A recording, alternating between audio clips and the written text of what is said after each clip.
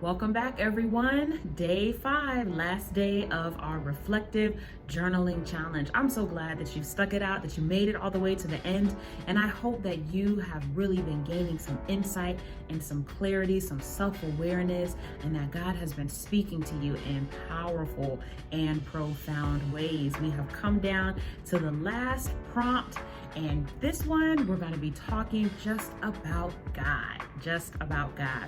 I was reading recently a book about leadership, actually, and the book was saying that you need to move from the dance floor to the balcony because there's a perspective, a vantage point that you have in the balcony that you don't have on the floor. On the floor, you can't really see the movements of individuals. You can feel the movements, people dancing and moving around you. But when you're on the balcony, you can see patterns and you can see how people respond to different types of songs that are being played. And you can see, how people are moving and shifting on the dance floor.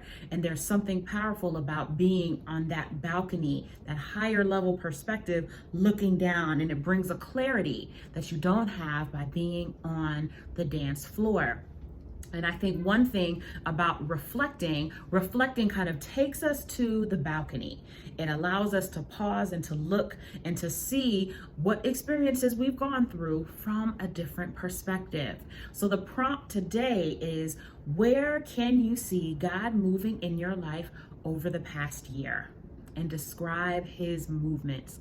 Many times for us, going through in real time, you can't always see God. You can kind of feel him moving, but you can't really see, man, God, you are setting this up. You have ordered my steps. You have a plan in place and you're moving people in and out and you're closing and opening doors. It's hard for us to see that in real time as we're experiencing it. As we're on the dance floor, it's hard for us to see the hand of God working clearly, methodically, in an organized fashion. Sometimes it's just hard to see it at all. Or another example is in the storm. It's difficult to see in the storm. You have the rain, the wind, the clouds. Your vision clarity is not what it should be, what you desire it to be in the midst of a storm. So reflection now gives us a chance to be out of the storm or to go up to the balcony and to look and to see. And so this last journaling prompt, I want you to review the year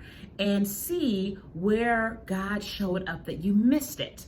You may have missed it in the moment, in March, in April, in January, and October. I did not see God shifting and moving, aligning things for me. But now that time has passed, now that the year is coming to an end, I can look back over 2020 and see, man, God, it was you sustaining me. You were keeping me. You were moving. You were bringing people in my life, and you were moving. You were present all along. And I knew, by faith that you were present, but I didn't always see you. I didn't always feel you moving in my life. But now I can look back in hindsight. I don't believe that hindsight is necessarily 2020, but I think hindsight can at times be clearer.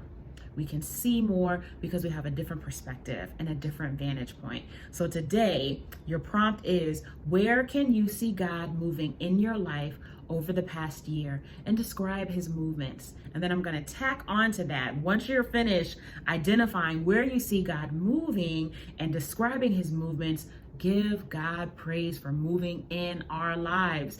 Give God praise for closing doors. Give God praise for opening doors. Give God praise for sustaining your strength. Give God praise for giving you hope. Give God praise for sending people to encourage you. Or however you see God moving, however you can look back and say, man, it was you, God. You were there.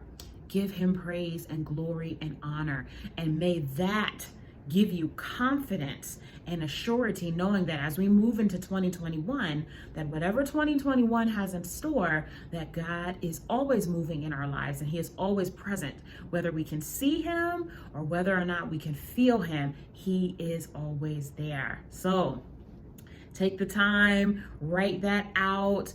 I do want to wrap this whole thing up. I truly hope that this has been a powerful experience for you, and I want to encourage you to continue to journal, continue to carve out intentional time to reflect. You know, it's always appropriate, I feel, to do it at the end of a year, but anytime, you know, the end of a month, you know, your birthday, you know, however you want to set it up. But again, reflection is the vein. It's one of the key ways that we can go from having experiences to wisdom, learning and growing and changing because of the things that we experience. So I pray that this encourages you and that this blesses you. I've enjoyed it. I've been writing along myself, and we're going to grow in the Lord. We're going to continue to have faith. We're going to continue to ask God to give us a spirit of power and love and a sound mind. And we're going to continue to give God praise because He is always working and moving in our lives. So again, thanks for joining me on this challenge. Keep your eyes and ears open because there's more things that I want to do in the upcoming year so we can continue this journey of spiritual growth together. God bless you and be encouraged. Take care.